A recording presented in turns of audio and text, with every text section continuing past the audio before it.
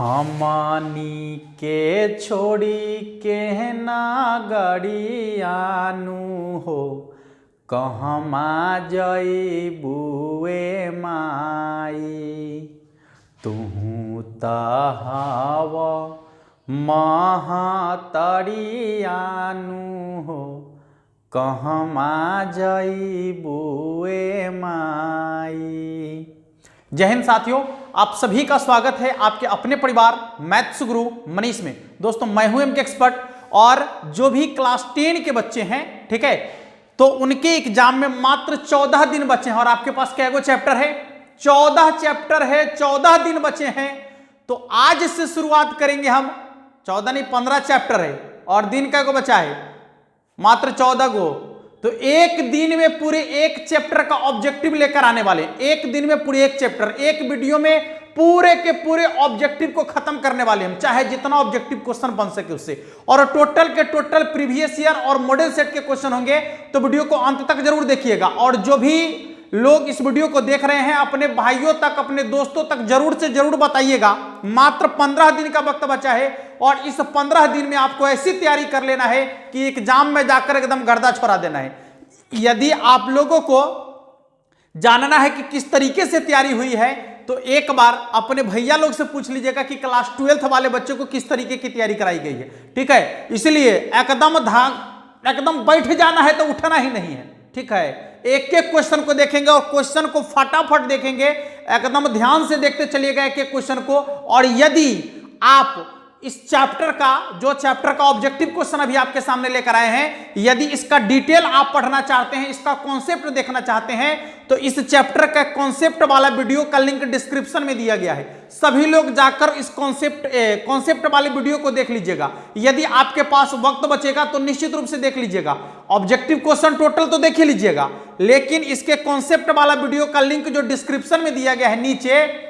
अब आप लोग को डिस्क्रिप्शन नहीं समझ में आएगा तो भैया से पूछ लीजिएगा कि डिस्क्रिप्शन क्या होता है, दीदी से पूछ लीजिएगा कि डिस्क्रिप्शन क्या होता है, लिंक कहां पर मिलेगा। नीचे में आपको मिल जाएगा डिस्क्रिप्शन में लिंक, जाकर कॉन्सेप्ट वाला वीडियो पूरा देख लीजिएगा। क्योंकि वक्त कम है और कम वक्त में आप लोग को ज्यादा से ज्यादा क्वेश्चन को सॉल्व भी कराना है और एग्जाम में अच्छा से अच्छा मार्क्स भी दिलाना है। ठीक है, इसी विश्वास के साथ आगे बढ़ते हैं और निश्चित रूप से अच्छा मार्क्स आप लोग को दिलाएंगे। इसकी पूरी क्या गारंटी? नहीं, गारंटी नहीं लेंगे, अरे लेंगे, गारंटी लेंगे। चलो शुरू हो जाओ, आ जाओ। देखिए सवाल हम आपके सामने लेकर आए हैं आज वास्तविक संख्या से, और टोटल क्वेश्चन खत्म करने वाले हैं वास्तविक संख्या का, जिसमें आपका लस, मस, परिमेय संख्या, अपरिमेय संख्या, शांत, अशांत टोटल आने वाला है। और टोटल का कॉन्सेप्ट जो है, कॉन्सेप्ट वाला वीडियो का लिंक डिस्क्रिप्शन में दे दिया गया है, जाकर देख लीजिए सभी लोग। पहला सवाल एकदम जल्दी सवाल आएगा, बनाएंगे जल्दी। कहता है कि यदि a और b अभाज्य संख्या है तो a लॉस दो अभाज्य संख्या का यदि लॉस पूछेगा तो दोनों अभाज्य संख्या को गुना कर दीजिएगा, लॉस निकल जाएगा। लॉस पूछेगा तो दोनों अभाज्य संख्या को गुना कर देंगे तो लॉस निकल जाएगा। यदि मौसा पूछेगा तो उसका मौसा हमेशा 1 के बराबर होगा। कितना के बराबर होगा? 1 के बराबर। फिर से एक बार सुन लीजिए, दो अभाज्य संख्या का लॉस पूछेगा तो दोनों संख्या को गुना करेंगे। यदि मौसा पूछेगा तो उसका मौसा हमेशा 1 के बराबर होगा। दिमाग में बैठ गया सभी लोगों को? एकदम दिमाग में बैठा लो मेरे भाई, एकदम दिमाग में बैठा लो। सवाल जब भी इस तरीके से पूछेगा, जवाब उसका यही होगा। ठीक है, चलिए अगला पूछता है, निम्नलिखित में कौन अभाज्य संख्या है? सुनो, कौन अभाज्य संख्या नहीं बुझने आता है? अभाज्य संख्या तो उसको ना कहते हैं जो या तो 1 से कटता है या अपने से कटता है, वो है ना अभाज्य संख्या होता है। अब यहां देखिए 15 तो 1 से भी कटेगा, 3 से भी कटेगा, 5 से भी कटेगा। ऑप्शन नंबर ए में 15 है ना। चलिए 15 नहीं हुआ, 23 1 से कटेगा, 23 से कटेगा, दूसरा कोई संख्या से नहीं कटेगा, इसलिए 23 जो है क्या है? अभाज्य संख्या है। चलिए अगला कहता है, निम्नलिखित में कौन परिमेय संख्या है? बता दिए हैं, परिमेय संख्या के लिए आपको बता दिए हैं। जो भी कॉन्सेप्ट बताए हैं लिंक डिस्क्रिप्शन में दिया गया है, जाकर देख लीजिए। परिमेय संख्या, अपरिमेय संख्या वाला एक और सवाल नहीं छूटेगा। यहां कहता है 2 - √3, यहां 2 - √3। देखिए 2 परिमेय है लेकिन √3 अपरिमेय है, इसलिए यह संख्या भी अपरिमेय है। अगला है आपका √5, इसका पूरा पूरा वर्गमूल नहीं होगा, यह भी अपरिमेय है। 2√3 बट्टा में है √3, हाँ √3 से √3 कट गया, 2 बच गया, यही परिमेय संख्या है, यही परिमेय संख्या है। देख लीजिए यही परिमेय संख्या है। अगला सवाल कहता है यदि 65 तथा 117 का मौसा 65m-17 के रूप में है तो m का मान कितना होगा। फिर से एक बार, 65 और 117 का मौसा, देखिए 65 और 117 का मौसा, 117 का मौसा बोले तो HCF, मौसा बोले तो HCF कितना के बराबर है, 65m-117 के रूप में है तो m का मान क्या होगा। सवाल 2020 में पूछा है आपको, 2020 में पूछा है, याद रहे 2020 में पूछा है तो पूछने की संभावना बनता है ना, यदि ना पूछेगा तो एक जैसन जरूर पूछेगा, ठीक है। इसलिए सवाल को एकदम इत्मीनान से देख लीजिए, कॉन्सेप्ट को समझ लीजिए, सवाल बनेगा ही बनेगा एग्जाम में, ठीक है। चलिए कॉन्सेप्ट को समझते हैं। कॉन्सेप्ट इज अ पावर, ठीक ना। कॉन्सेप्ट आपके पास रहेगा तो सवाल को गर्दा उड़ा दीजिएगा, ठीक ना। खाली सवाल में रट के जाइएगा तो गड़बड़ हो जाएगा वहां पर, इसलिए कॉन्सेप्ट समझिए। कहता है कि 65 और 117 का मौसा के बारे में आपको बताए हैं कि वैसी संख्या, वह बड़ी से बड़ी संख्या जो दी गई सभी संख्या को काटे वही मौसा कहलाएगा, ठीक ना। जो दी गई सभी संख्या को काट देगी मौसा कहलाएगी। यहां पर है आपका 65 - 117, हम देखते क्या है, देखिए जुगाड़ m के जगह पर ना ऑप्शन वाला मान रख कर देखते हैं कि कौन मान जो है 65 को भी काट रहा है, 117 को भी काट रहा है। जो दोनों को काट देगा वही होकर मौसा हो जाएगा। ले तोरे हथियार से तुम ही को दुदुआ देंगे, बुझा। हाँ तो पहले a में 1 कहता है रखने के लिए, तो 65 की जगह 1 रखेंगे, तो 65 × 1 - 117। अब देखिए 65 में से 65 को 1 से गुना करेंगे 65, अब -117 माइनस में आ जाएगा, इसलिए 1 इसका आंसर नहीं है। चलिए दूसरा है आपका कितना, 2। चलिए 2 रखना है तो हो जाएगा आपका 65 × 2 -117, ये हो जाएगा आपका 5 दूना 10, 6 दूना 12, 1 13, अब -117। देखिएगा घट के हो गया आपका 13। अब देखिए 13 65 को काटेगा, 13 × 5 = 65। इसके बाद 13 117 को काटेगा, हाँ 13 × 9 = 117 लीजिए, यानी इसका आंसर कितना हो जाएगा आपका, ये 65 और 117 का मौसा है 13, तो m के जगह पर कितना रखने से 13 आया, तो 2 रखने से, इसलिए m = 2 इसका आंसर होगा ऑप्शन नंबर बी। अगले सवाल की ओर बढ़ते हैं। कहता है 5, 10 और 20 के लौसा और मौसा का अनुपात क्या है। अच्छा, लौसा और मौसा का अनुपात क्या है, 5, 10, 15, 20, इतना ही ना है। 5, 10, 20, 5, 10, 20, सॉरी 2, 10, 20, 2, 10, 20, 2, 10, 20 के लौसा और मौसा का अनुपात। पहले 2, 10, 20 का लौसा निकालना है तो सबसे बड़का वाला को पकड़ेंगे। कॉन्सेप्ट भी देखते चलिएगा, लौसा निकालना है तो सबसे बड़का वाला को पकड़ेंगे और उसके बाद इस सबसे बड़का में 2 से भाग देकर देखेंगे, 2 से 20 कटेगा, हाँ 10 से 20 कटेगा, हाँ 20 से 20 कटेगा, हाँ, इसलिए इसका लौसा हो जाएगा 20। सबसे बड़का वाला को पकड़ना है और शेष जो सब बच गया उससे उसमें भाग देकर देखना है, यदि कट गया तो बड़का वाला लौसा। अब मौसा के लिए क्या करना है, देखिए मौसा के लिए क्या करना है, सबसे छोटका वाला को देखिए। अब देखिए 2 से 2 कटेगा, यहां देखिएगा, ध्यान से देखिएगा, 2 से 10 ये भी कटेगा और 2 से 20 भी कटेगा, इसलिए इसका मौसा कितना हो जाएगा आपका 2 के बराबर ना। यानी लौसा सबसे कटता है और मौसा सबको काटता है। देख लीजिएगा, तो कहता है कि लौसा और मौसा का अनुपात, यही पूछ रहा है ना, लौसा और मौसा का अनुपात। तो लौसा पहले मौसा बाद में, 10 दूना 20 यानी 10:1 कितना हो जाएगा, 10:1 जो आपके ऑप्शन नंबर बी में आपको दिख रहा है। अगला सवाल कहता है सबसे छोटी भाज्य संख्या और सबसे छोटी अभाज्य संख्या का मौसक कितना होगा। सबसे छोटी भाज्य संख्या, सबसे छोटी अभाज्य संख्या का मौसक कितना होगा। अच्छा बताइए, सबसे छोटी भाज्य संख्या क्या है। सबसे छोटी भाज्य संख्या, भाज्य संख्या का मतलब होता है वैसी संख्या जो एक से भी कटे, खुद से भी कटे और उसके अलावा दूसरी संख्या से भी कटे, या जिसके 2 से अधिक गुणनखंड हो, वही भाज्य संख्या कहलाता है। पक्का?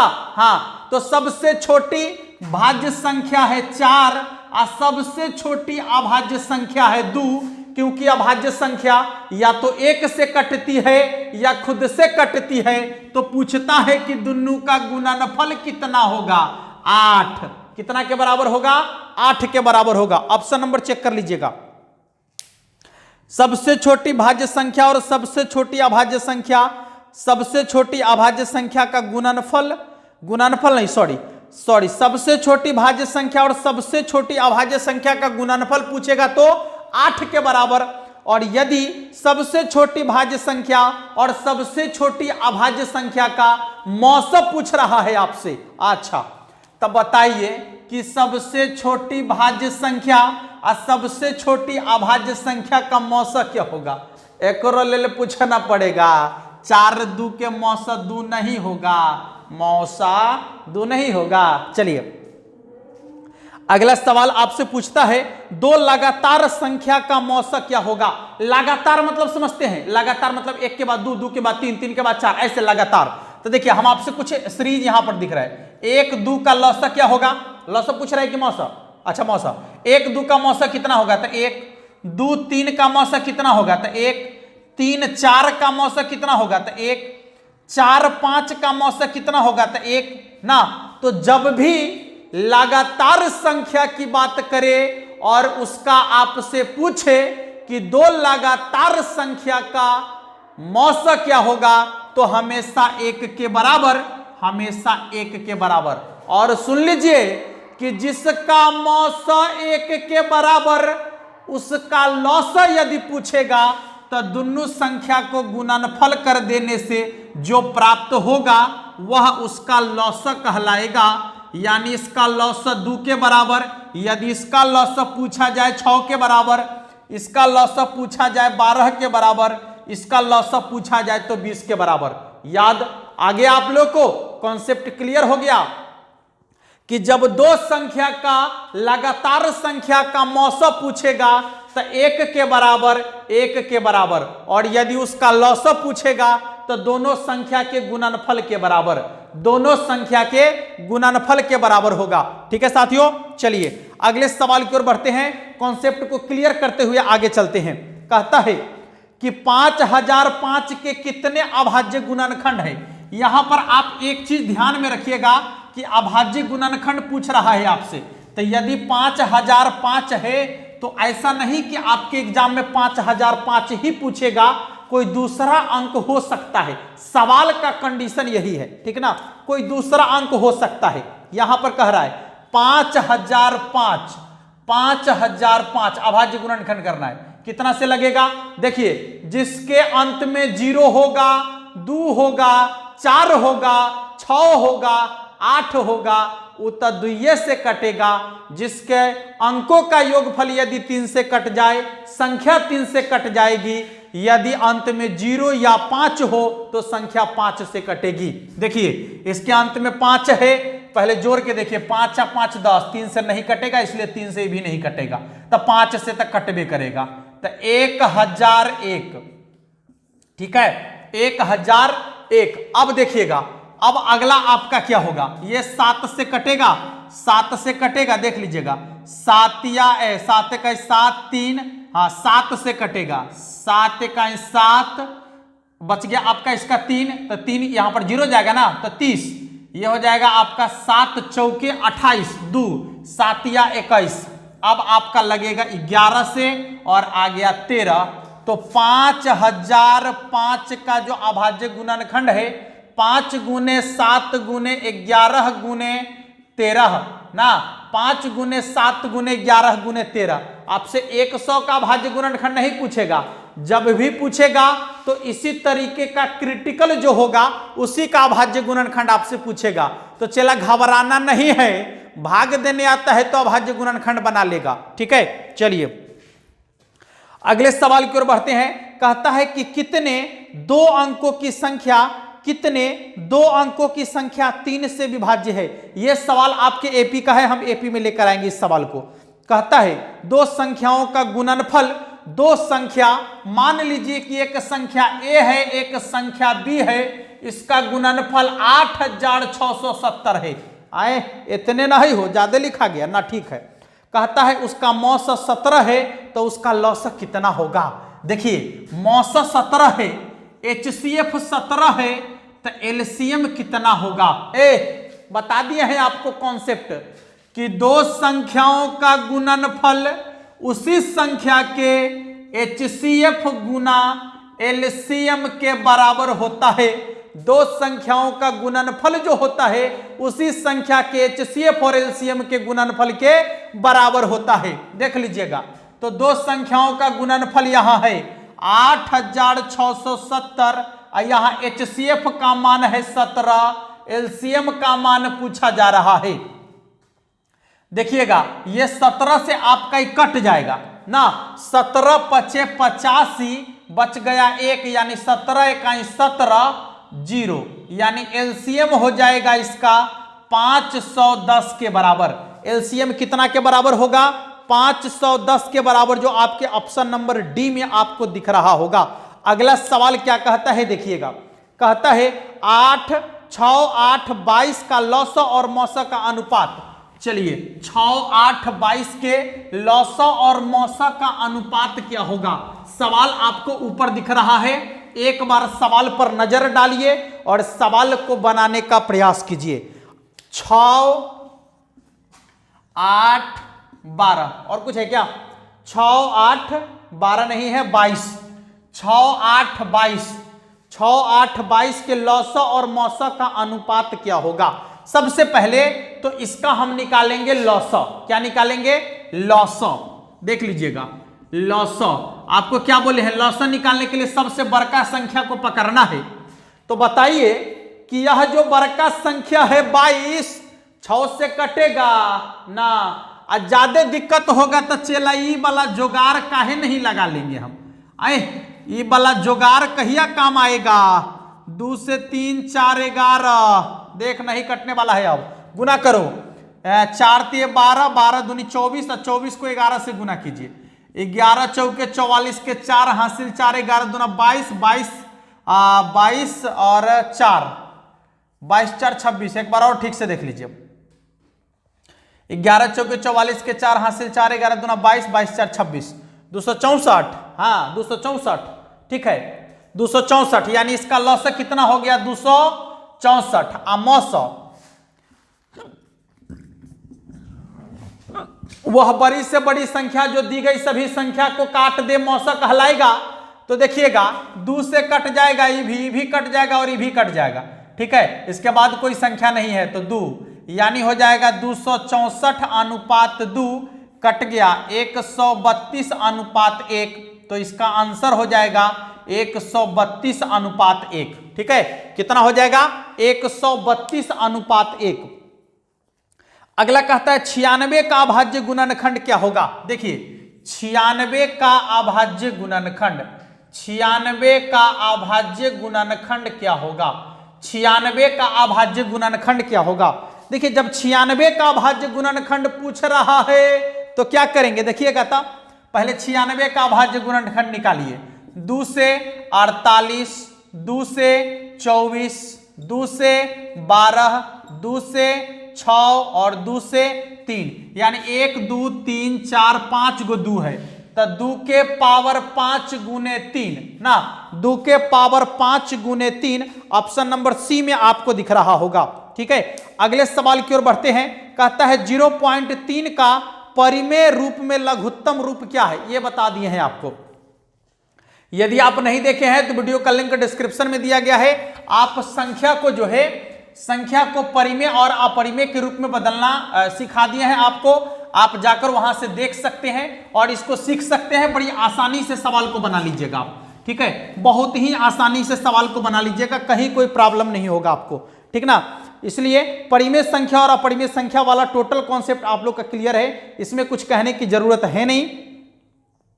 मूल रूप से अभी हम लोग लौसा और मौसा वाले कॉन्सेप्ट को देख रहे थे, ठीक है, लौसा और मौसा वाले कॉन्सेप्ट को देख रहे थे, जिसमें कि लगभग सवाल आप लोग का हो चुका है लौसा और मौसा वाला, ठीक ना।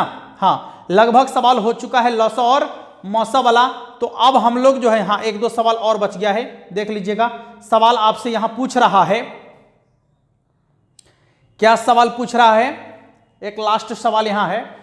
कहता है कि दो संख्याओं का गुणनफल HCF, दो संख्याओं का गुणनफल बराबर क्या होगा। तो ये तो सिंपल है कि दो संख्याओं का गुणनफल जो होता है HCF गुना LCM के बराबर होता है ना। अभी जस्ट लिखे हैं A गुना B, यानी दो संख्याओं का गुणनफल जो होगा HCF और LCM के गुणनफल के क्या होगा, बराबर होगा। एक सवाल और है, 50 और 25 के HCF और LCM का गुणनफल क्या होगा, इसी पर सवाल है। 50 और 25 दो संख्या है, देख लीजिएगा। तो कहता है इसके HCF और LCM का गुणनफल क्या होगा, तो दोनों संख्या गुणनफल के बराबर 25 5 125 पर एगो जीरो डाल दीजिए, यानी 1250 के बराबर, ठीक है, 1250 के बराबर। बाकी आपका जो है इसमें परिमेय संख्या अपरिमेय संख्या शांत अशांत टोटल देख चुके हम लोग, ठीक है, जिसका वीडियो हम आप लोग को 2 वीडियो दे चुके थे, तो फिर उसको रिपीट करना ठीक नहीं लग रहा हमें। आप उन दोनों वीडियो को देख लीजिएगा, आपका काम बन जाएगा यहां से, यानी रियल नंबर वाला कॉन्सेप्ट आपका क्लियर हुआ।